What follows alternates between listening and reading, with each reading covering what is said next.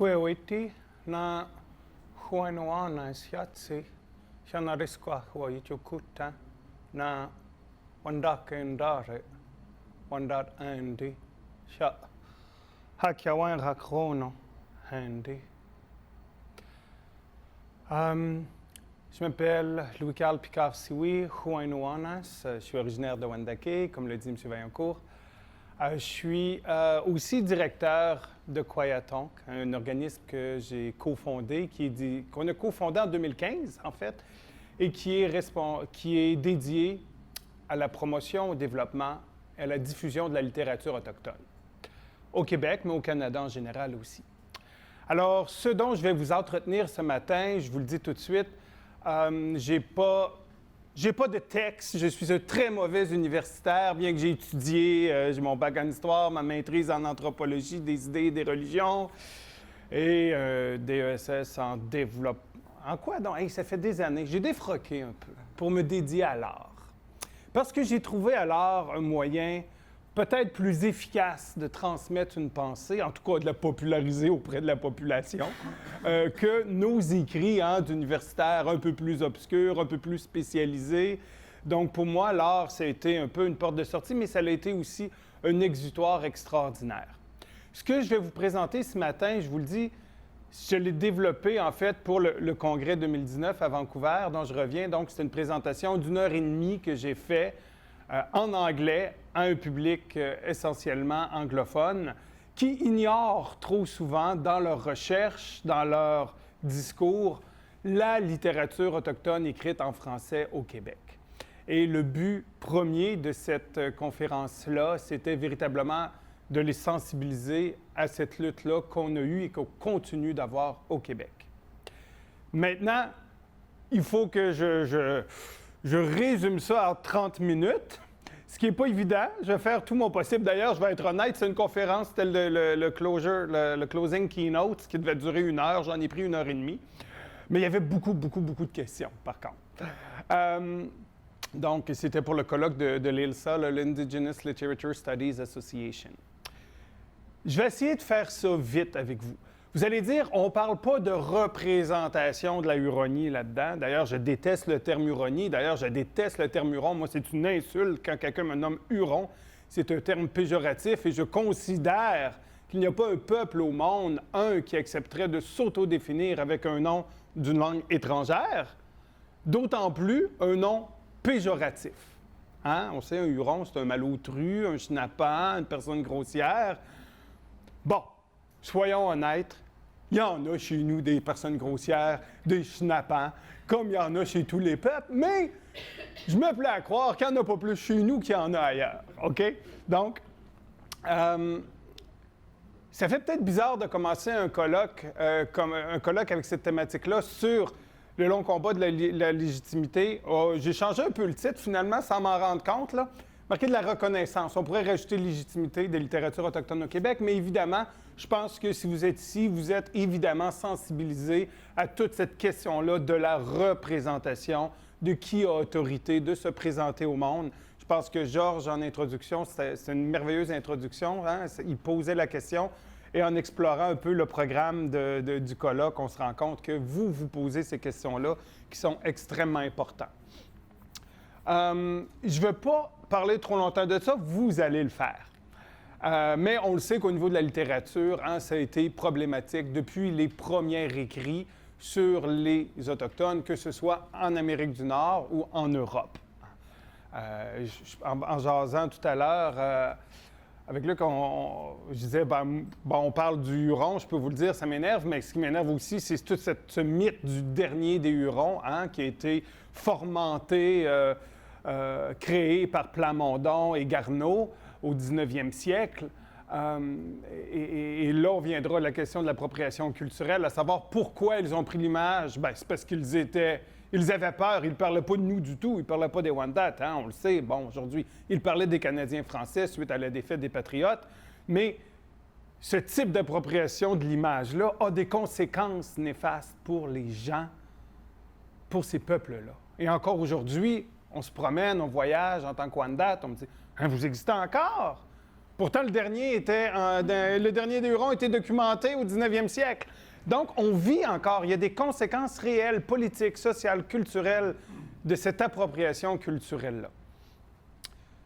Et c'est vrai pour les Wendat de façon particulière, pour les Autochtones du Sud, mais c'est vrai pour l'ensemble des Premières Nations. Quand je parle du long combat pour la reconnaissance des littératures autochtones, c'est quelque chose qui a été très, très peu étudié. Hein? Historiquement, au Québec, la littérature autochtone a été très peu étudiée. Donc, d'autant plus intéressant d'avoir une chaire de recherche là-dessus aujourd'hui. On a un super programme aussi à l'UDM sur les récits et médias autochtones, mais c'est tout nouveau parce que ça n'a jamais vraiment intéressé personne dans le passé, en tout cas pas assez pour avoir des recherches ou des enseignements dans les universités. Vous savez que jusqu'à très, très, très récemment, si vous vous intéressiez à la littérature autochtone publiée en français au Québec, vous deviez aller étudier en Ontario ou au Nouveau-Brunswick. Il n'y avait aucune université québécoise qui offrait un tel programme. Sinon, l'Université de Sherbrooke, mais c'est un cours optionnel offert aux 3 ans en littérature. OK?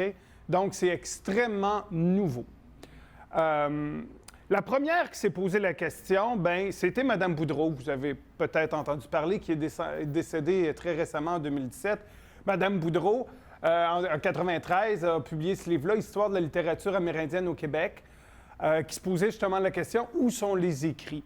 Hein? Il y en a eu des écrits au niveau historique. Mais Mme Boudreau a eu un problème. En fait, le problème de Mme Boudreau, c'est qu'elle était avant-gardiste. Et comme tous les avant-gardistes, elle était avant son temps et elle avait de la misère à définir le corpus. Évidemment, on se pose la question, qu'est-ce que la littérature et qu'est-ce qu'être un Amérindien, pour être capable de définir la littérature amérindienne. Elle a fait beaucoup de débroussaillage. Elle a essayé, elle avait un centre d'études qu'elle a essayé de mettre sur pied aussi. Donc, malheureusement, ça a été très, très mal reçu à l'époque. Par contre, ces travaux ont inspiré un autre chercheur que vous connaissez sûrement, M. Maurizio Gatti, un Romain, qui a fait sa maîtrise sur la littérature de la diaspora indienne. Non, la diaspora tibétaine en Inde. Alors, vous voyez le genre de gars qui a des drôles d'idées. Et c'est le genre de gars qui est tombé par hasard à Rome sur le livre de Mme Boudreau. Et Mme Boudreau, ça l'a intéressé tout de suite. Il ignorait, comme la plupart du monde, qu'il existait une littérature autochtone en français. Il a été à la Librairie du Québec à Paris, et puis à la Librairie du Québec à Paris, il a demandé « Sont où vos livres? Je veux lire des écrits autochtones en français du Québec. » Et on lui a répondu à la Librairie du Québec à Paris, « Bah, ça n'existe pas. Ça n'existe pas, puis même si ça existait, ça ne serait pas intéressant. Lisez Michel Tremblay. »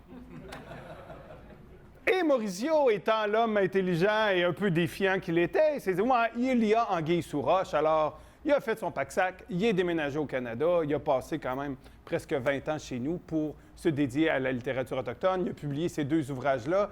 Donc, le premier, Littérature amérindienne au Québec, écrit de langue française, qui se voulait une réponse au fait que la littérature n'existe pas. Il s'est dit, je vais publier une anthologie. Donc, c'est une anthologie qui couvre évidemment des textes publiés, des extraits de textes publiés, je veux dire, dans des maisons d'édition officielles, mais aussi beaucoup de trucs qui avaient été publiés dans des newsletters, dans des journaux autochtones, dans des publications de différents organismes autochtones. Donc, ce qui est à la marge de l'édition aussi, de l'infrastructure littéraire au Québec. Et en 2006, un ouvrage un peu plus critique, Être écrivain amérindien au Québec. La première question, en tant que bon chercheur, que se pose Mauricio, c'est la même que Mme Boudreau. Qu'est-ce que la littérature autochtone? Qu'est-ce qu'un auteur autochtone? Et pourquoi je perds du temps, peut-être, vous pensez, à vous parler de ça? C'est que si on veut parler de l'histoire de la littérature autochtone au Québec, il faut savoir où commencer. Hein? La première personne, selon Mauricio à l'époque, celui-là, je ne sais pas ce qu'il fait là. Ça, en passant, là, c'est un livre très récent, c'est Jean-François Letourneau. Si vous vous intéressez à la littérature autochtone d'expression française, à l'histoire, je vous conseille de lire Jean-François Letourneau. C'est un excellent ouvrage qui a été publié quand même très récemment, en 2017, chez Mémoire d'Encrier. C'est son expérience personnelle, mais quand même avec beaucoup, beaucoup de données au niveau de l'histoire de la littérature des Premières Nations, donc extrêmement intéressant. Ça a l'air que j'ai peut-être pas pris le bon PowerPoint, mais c'est pas grave. Ils se ressemblent beaucoup, j'ai 2-3 versions. Donc, le premier que Mauricio identifie à avoir publié serait Bernard Assinioui. Si je ne me trompe pas, Anishinaabe, c'était en 1971, donc Contes adultes du pays algonquin. Premier livre publié par Bernard Assinioui, qui va ouvrir. Bernard va travailler avec l'OMEAC à l'époque et va travailler ardemment pour ouvrir l'espace littéraire aux Premières Nations, pour qu'elles soient plus mainstream dans le milieu de diffusion littéraire, c'est-à-dire grosso modo au Québec, Montréal, là, à l'époque, au niveau du centre. Le problème avec M. Assinioui, c'est que l'establishment littéraire va dire que ce n'est pas un auteur et que ce qui est écrit n'est pas de la littérature. Il va publier aussi beaucoup des essais historiques et les historiens vont dire c'est pas de l'histoire, ça suit pas la discipline, c'est pas bon. Et beaucoup d'Autochtones vont dire ouais, mais il se fait passer pour un Autochtone, mais ça n'en est pas un. Donc, il y a toujours eu un peu cette position-là. Je n'ai pas eu la chance de connaître M. Assinioui personnellement et je ne porterai aucun jugement de valeur. Je vais juste vous transmettre la réception de ce qui est de l'œuvre première d'Assinioui. Et évidemment, ça ne va pas le décourager. Assinioui va publier des ouvrages et des ouvrages et des ouvrages pendant des années, jusqu'à la saga des Beothuk. Aussi divers que « Faites votre vin vous-même ». Et lexique des noms indiens du Canada, donc des recettes, des romans, des récits, va publier pendant des décennies toutes sortes de choses. Par contre, il y a une chose importante qu'Assinioui va faire, c'est qu'il va ouvrir une porte chez l'OMEAC pour une collection autochtone, qui n'aura jamais lieu. Mais il ouvre la porte quand même, il va ouvrir la porte à ce que certains considèrent la première vraie, c'est pas mon cas, OK, mais la première vraie auteure autochtone au Québec, qui serait Anne Antné-Capèche. Donc, Anne Antné-Capèche, 1976, va publier « Je suis une maudite sauvagesse », qui est un essai historique, mais biographique aussi, évidemment. C'est son expérience. Anne Antné-Capèche est tout ce que Assinioui n'est pas. C'est-à-dire qu'Assinioui, on lui refusait l'autorité. Quand je dis « on », comme c'est autant l'establishment québécoise, littéraire, historienne, que le milieu autochtone en général, disons, en tout cas, le milieu sur réserve. Anne Antné-Capèche parle pratiquement pas français, encore moins l'anglais. Donc, elle écrit son livre en Inuaimun, qui sera une édition bilingue Inuaimun-français. Elle vit sur le territoire, elle est née sur le territoire, vécu sa vie sur le territoire, et c'est une chef Innu. Donc, elle est tout ce qu'elle n'est pas. Alors là, la première autorité, disons, en littérature autochtone pourrait être considérée Anne Antné-Capèche. Le problème, c'est que ce qu'elle a à dire ne plaît pas du tout aux Québécois. Pas Yves Thériault, ça, là. OK? On s'entend? Ce qu'elle écrit, en fait, elle place un miroir devant la société québécoise. Et replaçons-nous en 1976, avec le contexte nationaliste au Québec et tout ça. Monsieur Sioui-Durand, votre place est en avant.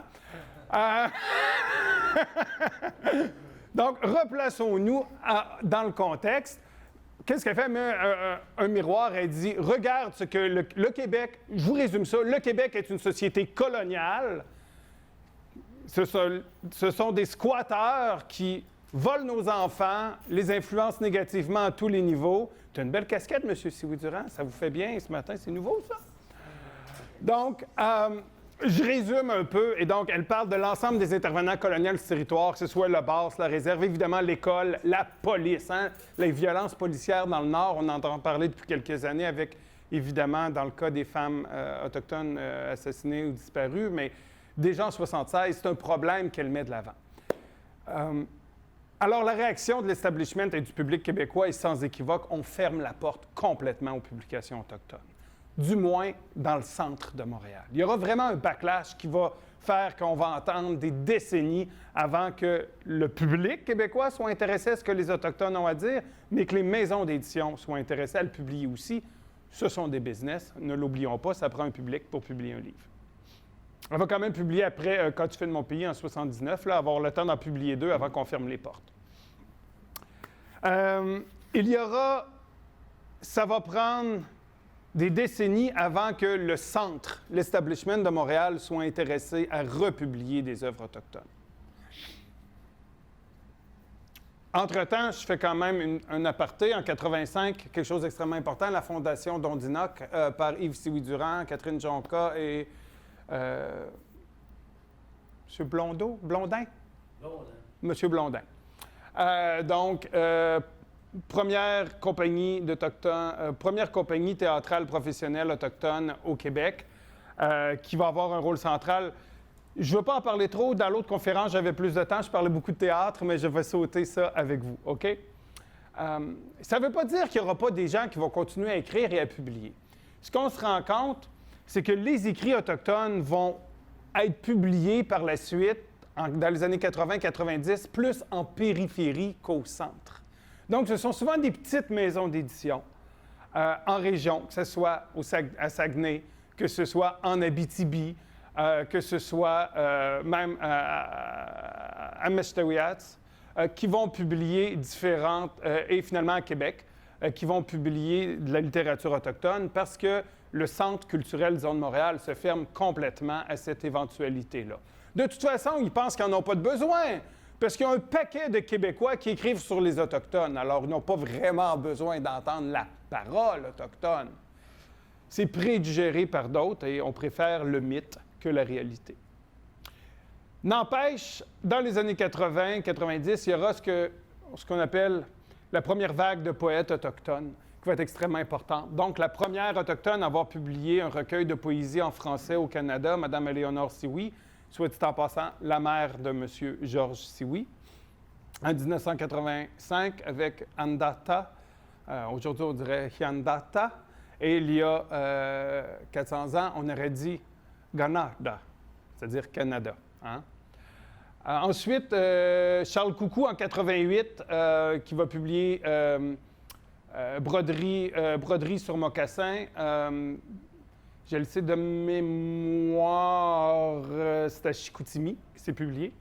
Donc, le premier est le seul Atikamekw, d'ailleurs, à ce jour, qui va avoir publié un recueil de poésie ou une œuvre littéraire, disons, complète. Il y a eu des collaborations de certains auteurs Atikamekw, là, mais au niveau d'une œuvre littéraire, ça demeure le seul. C'était en 88. Rita Mistokosho, d'Equanichit, en 95. Et finalement, la photo, c'est la photo de la réédition. Je n'ai pas trouvé de photo de l'édition originale.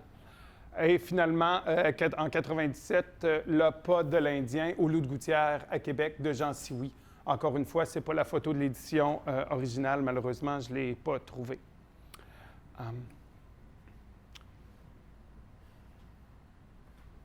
La collection Les Loups Rouges, je parlais de Jean Sioui. Jean Sioui va publier à la retraite. Et ce qui est intéressant, peut-être un mot à dire là-dessus, l'ensemble de ces personnes-là, contrairement, disons, à M. Assiniwi, l'ensemble de ces gens-là sont des gens qui sont basés dans leur communauté. Hein? C'est des gens qui connaissent le territoire, c'est des gens qui connaissent les valeurs, c'est des gens qui veulent promouvoir ça. Donc, plusieurs de ces gens-là, à part Rita, en tout cas, ont publié de façon assez tardive aussi. Jean Sioui va se mettre à écrire une fois à la retraite seulement, en tout cas à la veille de la retraite, et va se dédier à l'écriture une fois à la retraite. Et Jean Sioui en fera son grand rêve de dire « Il y a des voix dans l'ensemble de nos communautés. On doit les nourrir, on doit leur donner un moyen, on doit leur donner un espace public. » Après ça, le public jugera si c'est bon, si c'est pas bon, s'ils le prennent, s'ils le prennent pas, mais ils doivent avoir voix au chapitre.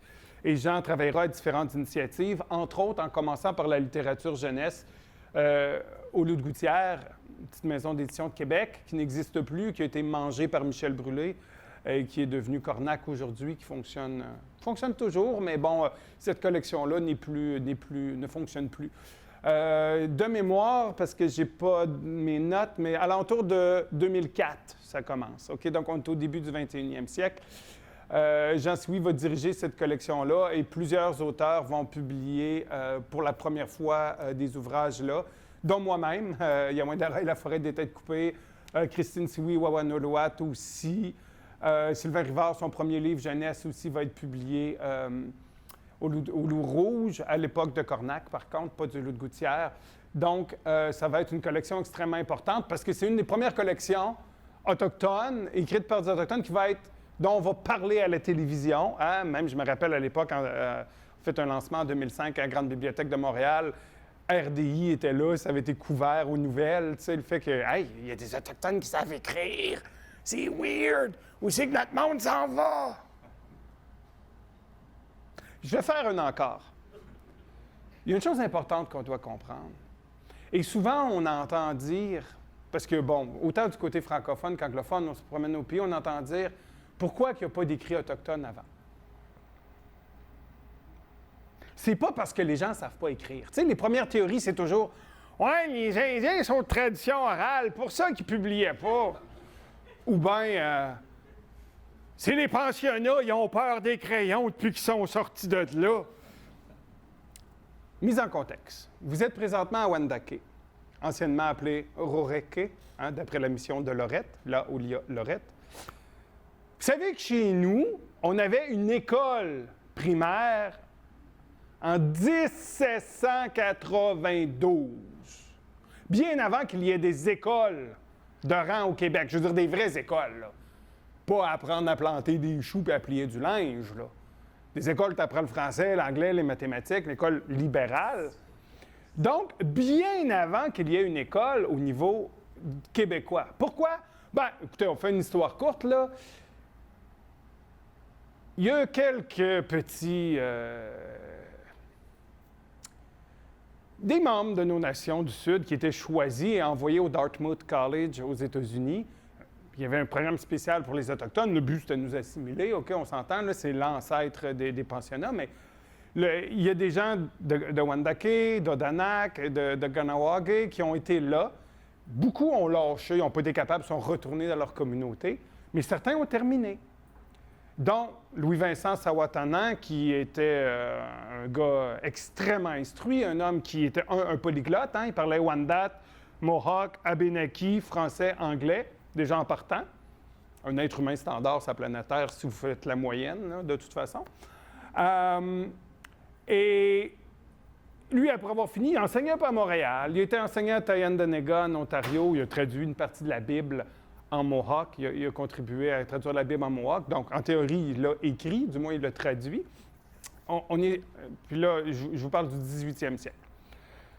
Et il va prendre un peu sa retraite, il va venir s'installer à Wendake, il va ouvrir une petite école dans la communauté ici.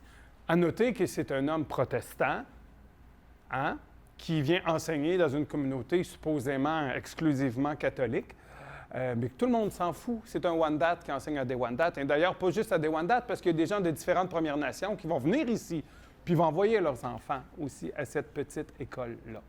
Donc, c'est pas parce que les gens ne savaient pas écrire qu'il n'y a pas eu de publication avant les années 70, 1970. OK? Je ne sais pas pourquoi, je n'ai pas la réponse pour vous. 2 pistes de solutions, peut-être, que je vous offre. La première, c'est évident que quand tu es assiégé par une société coloniale et que tu perds ton territoire de village, tu es envahi sur tes territoires de chasse, on attaque tes droits de tous côtés, peut-être que tu n'as pas le goût d'écrire un roman ou de la poésie. Tu sais, ça se peut que tu aies d'autres choses à faire. Deuxième piste de solution, il ne faut pas oublier qu'il n'y a pas vraiment d'infrastructure littéraire au Québec non plus à l'époque. Hein? Fait que même, je veux dire, même pour un Canadien français, avoir accès à la publication, c'est quasiment impensable, là, tu sais, avant la deuxième partie du 20e siècle. Tu sais. Donc, il y a ces 2 critères-là aussi qu'il faut tenir compte. Ça va? Je ne vous ai pas trop perdu dans ma parenthèse? Parce que moi, je me suis perdu. Quelle heure est-elle? Là, j'ai dépassé déjà, hein? Je vais accélérer. Vous avez encore 5 minutes. Yeah! C'est pas pire, il me reste juste 20 ans d'histoire. OK, rapidement, Maurizio et moi et d'autres intervenants, on avait une grande frustration suite au Loup Rouge parce qu'on se rendait compte que, bien qu'il y avait un talent indéniable un peu partout dans la communauté, qu'on ne réussissait pas à percer, personne n'était intéressé. À l'époque, il faut se remettre dans le contexte. Ça l'a changé beaucoup aujourd'hui, OK? Donc, il y a une belle fin à mon histoire, pareil, là, faites-vous-en pas. Ce que je vais vous dire à l'époque, c'est que les auteurs des Premières Nations, au début du 21e siècle, Il n'y en a pas un qui est invité dans les festivals d'establishment québécois. Pas un. En fait, il y en avait. Les auteurs autochtones anglophones du reste du Canada étaient invités. Il n'y a pas un auteur autochtone du Québec qui est invité dans les nombreux festivals Salon du Livre. OK? Il n'y avait pas un qui avait véritablement accès aux médias, que ce soit au niveau des journaux, des critiques littéraires, des émissions, radio, télé. On préférait toujours inviter des non-autochtones venir parler de nous autres. Serge Bouchard est plus sexy, il a une plus belle voix que moi, j'en conviens, au niveau radiophonique. Mais donc, c'est toujours des spécialistes ou toujours des auteurs québécois écrivant des écrits sur les Premières Nations. Et on s'est un peu... Et d'un autre côté, du côté anglophone, l'establishment littéraire autochtone anglophone qui se développait lentement dans le reste du Canada nous ignorait. C'est comme si on n'existait pas. Alors, donc, on s'est dit, bien, qu'est-ce qu'on fait avec ça? Bien, on va faire exactement comme ils font. On veut que les gens nous remarquent, on va faire de quoi avec les autres peuples autochtones qui écrivent en français. Alors, on a travaillé plusieurs années, Mauricio, moi et un professeur émérite de Laval en anthropologie, un de nos anciens professeurs, M. Louis-Jacques Doré. En fait, c'est lui qui a eu l'idée en premier, qui était venu nous voir. Et on a organisé en 2008 le CILAF, le Carrefour international des littératures autochtones de la francophonie, ici même dans ces salles à Wendake, à l'Hôtel Musée des Premières Nations. Ça venait d'ouvrir à l'époque. Et c'était sur une semaine complète. On a fait venir à la fois des auteurs Kanak, de Nouvelle-Calédonie, de Polynésie française, du Maroc, d'Algérie et du Canada, qui avaient en commun d'écrire en français pour des rencontres entre les auteurs. Il y avait des rencontres privées entre nous. Il y avait un volet public à tous les soirs avec des lectures, des entrevues et tout ça. Et on s'est dit, il y avait un colloque universitaire en même temps aussi avec des chercheurs, pas juste du Canada, mais de partout dans le monde, qui étudiaient les littératures autochtones francophones de partout dans le monde. Donc, ça s'est tenu en 2008. Je passe vite. Excusez les titres en anglais, là, ça avait été fait pour le volet anglophone d'abord. Et on s'est dit, ça ne sera pas assez, on va publier un livre en plus, avec des auteurs de tous ces coins du monde-là, qui s'appelle « Mots de neige, de sable et d'océan », donc qui est paru en 2008. D'ailleurs, j'en ai fait des lancements de livres dans ma vie et j'ai assisté à plusieurs, et c'est le plus cool que j'ai jamais eu sur Terre, parce qu'on avait des auteurs Kanak, Amérindiens, Maohi, Imaziren, toutes sur les tables, et tu pouvais faire signer ton livre par des gens de partout dans le monde. Honnête, le même livre, tu sais, c'était vraiment cool. Excusez, j'ai des bons souvenirs. Et en même moment, il y a eu ça qui s'est passé, le livre Amititao de chez Mémoire d'Encrier, qui était un échange épistolaire, une idée de Laure Morali, une écrivaine française basée à Montréal, qui a eu l'idée de faire un texte d'échange, de faire un échange épistolaire entre des auteurs autochtones et des auteurs québécois. Ça l'a fait beaucoup parler, c'était positif pour faire parler de la littérature autochtone. Malheureusement, ça l'a servi surtout les auteurs allochtones qui étaient déjà connus, mais je pense que c'était un peu ça le but, c'est de les faire connaître via Louis Hamelin, Jean Désy et d'autres qui étaient déjà connus. Dans le long terme, ça n'aura pas donné grand-chose pour la littérature autochtone, au sens que ceux qui avaient déjà publié avant ont republié après, et ceux qui n'avaient pas publié avant n'ont pas republié après. Sauf, en fait, il y a deux choses extraordinaires que ce livre-là a faites pour la littérature autochtone au Québec. La plus importante, elle nous a donné Joséphine Bacon.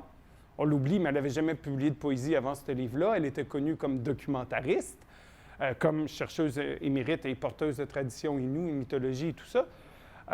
J'ai dit émérite, puis c'est pas le mot que je voulais utiliser. Et on va nous donner Joséphine Bacon, cette femme extraordinaire. Et ça va aussi nous donner une chose, ça va nous donner l'intérêt de M. René Saint-Éloi, l'éditeur, qui est un éditeur haïtien, qui vient de fonder une maison d'édition au Québec, qui est tanné de voir d'entendre juste des voix blanches catholiques de souche française et qui veut diversifier le portrait littéraire québécois. Et ce livre-là va le convaincre qu'il y a un intérêt là. Et René va mettre beaucoup d'énergie pour faire vivre cette littérature-là, va se mettre à publier et à prendre des chances à publier des auteurs autochtones. Va venir la deuxième vague de poètes autochtones que je passe rapidement parce que je bosse mon temps. De très, très jolies dames, d'ailleurs, là, faites exception du monsieur. Donc, 2009 à 2013, il y en a beaucoup plus que ça, mais je vous dirais que j'ai mis les plus importants au sens, c'est ceux qui vont continuer à publier, qui vont publier plus qu'un titre. Il y aura d'autres poètes autochtones, mais qui publieront seulement un titre et qui vont arrêter. Là, je parle de poètes autochtones qui ont une carrière de poète et écrivain autochtone. Et une chose magique qui va se passer aussi, en 2011, il y aura la fondation de la librairie Anénorak qui va mener à la fondation des éditions Anénorak, cofondée par Jean Sioui et son fils Daniel. OK, je vais prendre un minimum de crédit depuis 2003 que j'ai harcelé Jean Sioui à toutes les fois que j'y parlais qu'il fallait qu'il fonde une maison d'édition. Il ne voulait pas le faire, c'est trop de travail, mais quand son gars a embarqué, il a embarqué. C'est pas la première à avoir essayé au Québec. Hein? Il y en a eu d'autres à Mastowiach et à Wendake. Mais c'est la seule qui a continué, disons, ça fait 9 ans que ça existe et qui publie de façon régulière. Faire attention, même Georges Sioui, à l'époque, avait essayé dans les années 80 ou 90 avec la revue Kanata, les éditions Kanata, les éditions La Griffe de l'Aigle aussi, qui était basée à Wendake, mais fondée par un homme de Mastowiach, et d'autres éditions aussi qui ont existé. Mais la seule maison d'édition, disons, professionnelle, autochtone, francophone au Canada, demeure les éditions Anénorak. La librairie Anénorak va fonder le Salon du Livre en 2011 parce qu'encore une fois, à l'époque, on ne nous invite pas. Et quand je dis qu'on ne nous invite pas, là, je me rappelle d'une chose importante qui m'a marqué suite à la publication de Aimititao. Je me rappelle que j'étais au Salon du Livre de Québec, ici même, Salon international du Livre de Québec, et qu'il y avait un beau panel qui c'était littérature autochtone et le Nord, ou quelque chose du genre. Écoutez, je ne veux pas vous induire en erreur. Et là, je me rappelle d'avoir été là. Et il y avait comme, chez Mémoire d'Encrier, il y avait comme une section autochtone pour faire la promotion des auteurs autochtones. Je me rappelle que j'étais avec Rita Mestokosho, avec Jean Sioui, avec Joséphine Bacon, et mon ami Maurizio. Et on s'est dit, on va aller voir la table ronde. Et là, on était assis. Il y avait homme générique, homme au sens de mâle générique blanc 1, mâle générique blanc 2 et mâle générique blanc 3 sur la table ronde qui parlaient de nous.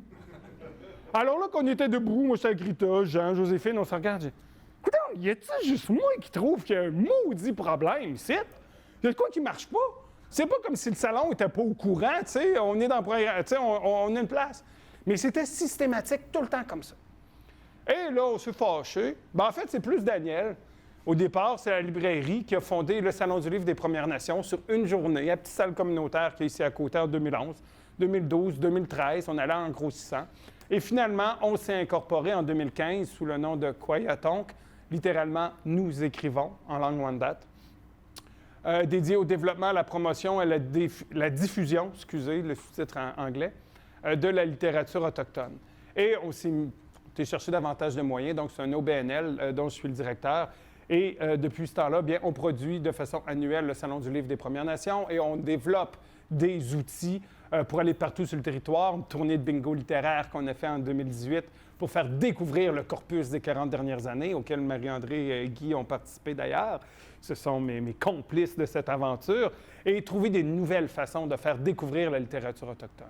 Parallèlement à ça, dans chacune des éditions du Salon du Livre, qu'est-ce qu'on a fait? On a des complices, alliés universitaires, qui viennent, qui organisent, OK, ça a été longtemps, McMaster University, Hamilton, Ontario, qui organisait le volet, parce qu'on n'avait pas de soutien académique universitaire au Québec. Cette année, on est avec l'UDM. On développe quelque chose, évidemment, avec Sarah Hendy à l'UDM, qui est responsable du programme du DESS Récits et médias autochtones.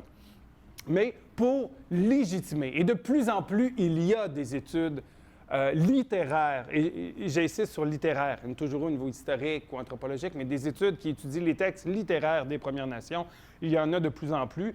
Et il y en a depuis plus longtemps en anglais, mais depuis de nombreuses années, il y en a en français. D'ailleurs, si ça vous intéresse, sur le site de Coyaton, qui est une section études, et on recense l'ensemble des études qui portent sur la littérature autochtone, c'est-à-dire la littérature écrite par des Autochtones. Bon, ça, c'est d'autres photos du Salon du livre des différentes éditions et d'autres auteurs. Donc, pourquoi j'avais intitulé 1976? Bien, vous aurez compris que c'était l'écrit de Capêche à 2018. Le milieu, et je vais conclure là-dessus, le milieu a bien changé. Et soyons honnêtes, il y a de plus en plus d'intérêt de la part des grands médias. En 2008, quand j'ai fait le SILAF, là, on appelait Radio-Canada, on appelait les journalistes. Personne ne voulait couvrir l'événement, ça ne les intéressait pas. Sauf Radio-Canada International, volet en langue arabe, qui voulait venir interviewer les Kabyles et les Berbères. Aujourd'hui, c'est différent. On nous court après pour les entrevues et on s'intéresse. Donc, il y a une grosse amélioration. Il y a un intérêt, il y a un engouement. On espère que ce n'est pas un engouement passager, que ce n'est pas une mode. C'est la même chose pour les festivals qui nous invitent partout. Ce n'est pas arrivé de bonne volonté de la part de l'establishment. C'est arrivé parce qu'il y a des gens qui, sur le terrain, les ont harcelés depuis les 20 dernières années. 2018, pourquoi? Juste pour montrer que tout ça est fragile et bien nouveau, encore, l'intérêt du grand public. En novembre 2018, c'était la 41e édition du Salon du livre de Montréal, le plus gros salon du livre au Québec, le plus important. En 41 ans, c'était la première fois qu'ils invitaient un auteur invité autochtone comme invité d'honneur. En 41 ans. Et c'est probablement le dernier Salon du livre au Québec à l'avoir fait d'ailleurs. En tout cas, dans les gros, c'était la première fois. C'est une petite victoire, mais une victoire symbolique. Et ça montre le chemin parcouru depuis les 40 quelques dernières années. Alors voilà, ça conclut ma présentation de ce matin.